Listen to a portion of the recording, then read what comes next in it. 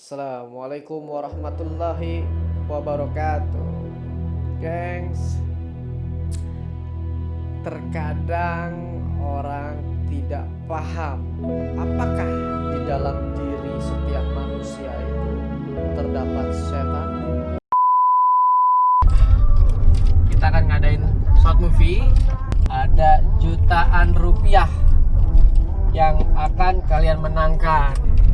Syarat dan ketentuannya berlaku. Kali ini saya akan mencoba menjabarkan tentang pintu-pintu masuknya setan ke dalam diri kita. Hati manusia bagaikan benteng, sedangkan setan adalah musuh yang senantiasa mengintai untuk menguasai benteng tersebut. Kita harus bisa menguasai benteng kita. Bukannya benteng kita dikuasai oleh setan. Jadi kita ingin memiliki kemampuan untuk menjaga pintu benteng kita agar tidak dikendalikan oleh setan. Jadi kita harus mengetahui pintu-pintu mana saja yang dijadikan setan sebagai jalan untuk menguasai benteng tersebut. Melindungi hati dari gangguan setan adalah wajib hukumnya. Oleh karena itu, mengetahui pintu masuknya setan itu merupakan salah satu syarat untuk melindungi hati kita. Maka kita diwajibkan untuk mengetahui pintu-pintu mana saja yang dijadikan jalan untuk menguasai hati manusia. Pintu tempat masuknya setan adalah semua sifat kemanusiaan manusia yang tidak baik. Berarti pintu yang akan dimasuki setan sebenarnya sangat banyak, guys. Namun kita akan membahas pintu-pintu utama yang dijadikan prioritas oleh setan untuk masuk menguasai manusia. Di antara pintu-pintu besar yang akan dimasuki setan itu antara lain, 1. Marah. Kenapa marah? Karena marah adalah kalahnya tentara akal oleh tentara setan. Bila manusia marah, maka setan bisa mempermainkannya seperti anak-anak, mempermainkan kelereng atau bola. Orang marah adalah orang yang sangat lemah di hadapan setan. Jadi jangan terlalu banyak mengumbar kemarahan. Lalu yang kedua ada siapa? Hasad. Nah, manusia bila hasad dan tamak menginginkan sesuatu dari orang lain, maka ia akan menjadi buta. Karena Rasulullah SAW bersabda, cintamu terhadap sesuatu bisa menjadikanmu buta dan tuli.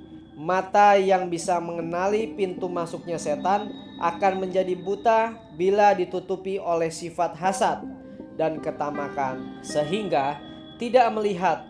Saat itulah setan mendapatkan kesempatan untuk masuk ke hati manusia, sehingga orang itu mengejar untuk menuruti syahwatnya walaupun jahat. Jadi sudah ada 2 tuh pintu-pintu masuk setan melalui marah dan hasad. Yang ketiga, perut kenyang. Kenapa setan bisa masuk melalui perut kenyang? Rasa kenyang mampu menguatkan syahwat yang menjadi senjata setan. Dalam satu riwayat disebutkan bahwa iblis pernah menampakkan diri di hadapan Nabi Yahya bin Zakaria. Beliau melihat nih pada setan tersebut beberapa belenggu dan gantungan pemberat untuk segala sesuatu seraya bertanya, "Wahai iblis, belenggu dan pemberat apa itu?" Setan menjawab, "Ini adalah syahwat yang aku gunakan untuk menggoda anak cucu Adam." Yahya kemudian bertanya kembali, "Apa hubungannya pemberat ini dengan manusia?" Setan pun menjawab, "Bila kamu kenyang, maka aku beri pemberat sehingga engkau enggan untuk sholat dan zikir." Sepintas saya berpikir, benar juga apa yang dikatakan setan. Pada saat kita merasa kenyang dengan seluruh asupan makanan, akhirnya kita lebih banyak berleha-leha, lalu berdiam diri dengan menikmati kekenyangan ini. Sehingga apapun yang akan kita lakukan, timbullah rasa malas tersebut. Nah, oleh karena itu setan bisa masuk ke dalam tubuh manusia melalui perut kenyang. Lalu Yahya bertanya lagi nih, gengs. Apa lainnya? Tidak ada, jawab setan. Kemudian Nabi Yahya berkata, demi Allah, aku tidak akan mengenyangkan perutku dengan makanan selamanya. Iblis berkata, demi Allah, saya tidak akan memberi nasihat pada orang muslim selamanya. Kebanyakan makan mengakibatkan munculnya 6 hal tercela. 1. Menghilangkan rasa takut kepada Allah dari hatinya. 2. Menghilangkan rasa kasih sayang kepada makhluk lain karena ia mengira bahwa semua makhluk sama kenyangnya dengan dirinya. Lalu yang ketiga, mengganggu ketaatan kepada Allah. Bila mendengarkan ucapan hikmah, ia tidak mendapatkan kelembutan. Lalu bila ia berbicara tentang ilmu, maka pembicaraannya tidak bisa menembus hati manusia dan akan terkena banyak penyakit jasmani maupun rohani. Lalu yang keempat, yang pertama tadi ada marah, ada hasad, perut kenyang. Nah, yang keempat ini, pintu-pintu setan bisa masuk melalui cinta, perhiasan, dan perabotan rumah tangga, guys. Bila setan melihat hati orang yang sangat mencintai perhiasan dan perabotan rumah tangga, maka iblis telah bertelur dan beranak dan menggodanya untuk terus berusaha melengkapi, menghiasi temboknya, langit-langitnya, dan seterusnya. Intinya memperbagus rumahnya karena bentuk kecintaan kepada perhiasan dan perabotan rumah tangga. Akibatnya umumnya habis disibukkan dengan perabotan rumah tangga dan akan melupakan zikir kepada Allah. Nah, itulah salah satu jin atau setan masuk melalui pintu cinta perhiasan dan perabotan rumah tangga. Lalu yang kelima, tergesa-gesa dan tidak melakukan recheck. Nah, Rasulullah pernah bersabda, tergesa-gesa itu termasuk perbuatan setan. Dan hati-hati, Allah berfirman nih guys, manusia diciptakan tergesa-gesa. Dalam ayat lain ditegaskan, sesungguhnya manusia itu sangat tergesa-gesa. Mengapa kita dilarang tergesa-gesa? Semua perbuatan harus dilakukan dengan pengetahuan dan penglihatan mata hati. Penglihatan mata hati membutuhkan perenungan dan ketenangan. Sedangkan sifat tergesa-gesa menghalangi itu semua. Ketika manusia tergesa-gesa dalam melakukan kewajiban, maka setan dengan mudah menebarkan kejahatannya dalam diri manusia tanpa disadari, maksud saya. Lalu yang keenam, mencintai harta. Pintu masuk setan melalui mencintai harta. Kecintaan terhadap uang dan semua bentuk harta akan menjadi alat hebat bagi setan. Bila orang memiliki kecintaan kuat terhadap harta, maka hatinya akan kosong. Kalau dia mendapatkan uang sebanyak 1 juta di jalan, maka akan muncul dari harta itu 10 syahwat. Dan setiap syahwat membutuhkan 1 juta. Demikianlah orang yang punya harta akan merasa kurang dan menginginkan tambahan lebih banyak lagi. Nah, itu tadi sudah ada 6. Lalu yang ketujuh, ada ta'assub, bermazhab dan meremehkan kelompok orang lain. Nah, orang yang ta'assub dan memiliki anggapan bahwa kelompok lain salah sangat berbahaya. Nah, orang yang demikian akan banyak mencaci maki orang lain, meremehkan, mencaci maki, hasad, hasud. Nah, karena itu semua termasuk sifat binatang buas. Bila setan menghiasi pada manusia bahwa ta'assub itu seakan-akan baik dan hak dalam diri orang itu, maka ia akan semakin senang untuk menyalahkan orang lain dan menjelekannya. Nah, itu salah satu bentuk pintu-pintu terjadinya setan masuk ke dalam diri manusia. Lalu yang kedelapan, ada kikir dan takut miskin. Sifat kikir ini mencegah seseorang untuk memberikan infak. Kan banyak tuh ya kan, harta banyak, terus dikasih pemahaman untuk kita berbagi, tapi kita pelit dan sangat tidak mau membantu kehidupan orang lain. Nah, sifat kikir ini seperti tadi saya sampaikan, mencegah seseorang untuk memberikan infak atau sedekah dan selalu menyeru untuk menumpuk harta kekayaan.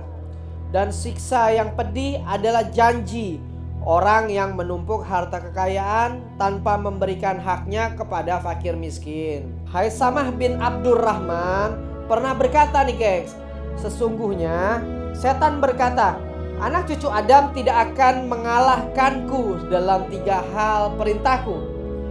Aku perintahkan untuk mengambil harta dengan tanpa hak, menginfakannya dengan tanpa hak, dan menghalanginya dari hak kewajibannya atau zakat. Lalu Sufyan berkata, setan tidak mempunyai senjata sehebat senjata rasa takutnya manusia dari kemiskinan. Lalu apabila ia menerima sifat ini, maka ia mengambil harta tanpa hak dan menghalanginya dari kewajiban zakatnya. Lalu yang ke-9 ini, memikirkan zat Allah. Apa yang dimaksud memikirkan zat Allah? Orang yang memikirkan zat Allah tidak akan sampai kepada apa yang diinginkannya. Ia akan tersesat karena akal manusia tidak akan sampai ke sana. Ketika memikirkan zat Allah, ia akan terpeleset pada kesyirikan. Misalkan ingin cepat kaya tanpa berusaha, bekerja, berdoa, ikhtiar, tetapi malah bentuknya meminta kepada gunung, meminta kepada setan, meminta kepada jin, pohon besar, kuburan, dan lain sebagainya. Nah, itulah salah satu pintu-pintu setan masuk ke dalam tubuh manusia.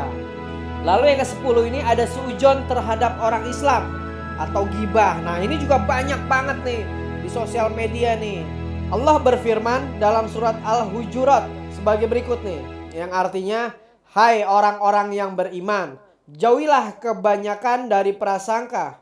Sesungguhnya sebagian prasangka itu adalah dosa. Dan janganlah kamu mencari-cari kesalahan orang lain. Dan janganlah sebagian kamu menggunjing sebagian yang lain. Sukalah salah seorang di antara kamu memakan daging saudaranya yang sudah mati, maka tentulah kamu merasa jijik kepadanya. Dan bertakwalah kepada Allah. Sesungguhnya Allah Maha Penerima Tobat lagi Maha Penyayang. Rasulullah pernah bersabda juga, jauhilah tempat-tempat yang bisa memunculkan prasangka buruk. Di sosial media ini banyak banget gengs. Dengan alih-alih memberikan edukasi, pemahaman, tetapi membuat paradigma provokasi, sehingga menggiring opini bahwa apa yang dilakukannya seolah-olah itu baik dan benar, padahal hanya untuk menguntungkan dirinya sendiri dan menjatuhkan orang lain. Karena dia berpikir hanya berdasarkan asumsi dia sendiri, bukan melalui fakta dan data. Karena sebaik-baiknya pemahaman adalah pemahaman yang akurat, berdasarkan fakta dan data, bukan cuma berdasarkan asumsi pengetahuan dia aja. Gitu loh. Ini banyak sekali nih akun-akun propaganda. Nah, salah satunya setan tersebut bisa masuk melalui pintu-pintu itu. Seperti itu ya. Itulah sebagian pintu-pintu masuknya setan untuk menguasai benteng hatinya kita. Kalau kita teliti secara mendetail, kita pasti tidak akan mampu menghitung semua pintu masuknya setan ke dalam hati manusia. Yang saya rangkum berdasarkan 10, ini adalah beberapa bagian dari yang Quran dan hadis ini tafsirkan. Tetapi tidak menutup kemungkinan masih banyak sekali setan-setan bisa masuk melalui pintu-pintu yang diakibatkan oleh kezoliman manusia itu sendiri. Semoga menjadikan acuan dan menjadikan pengetahuan buat kita semua dan perbaikan untuk akhlak kita semuanya. Saya Al-Fakir, Kipran Lewu. Jangan lupa subscribe, like, comment, and share. Kalau ini bermanfaat buat kita semua, jangan lupa share linknya dan tunjukkan eksistensi kalian. Hadir. Yo. Assalamualaikum warahmatullahi wabarakatuh.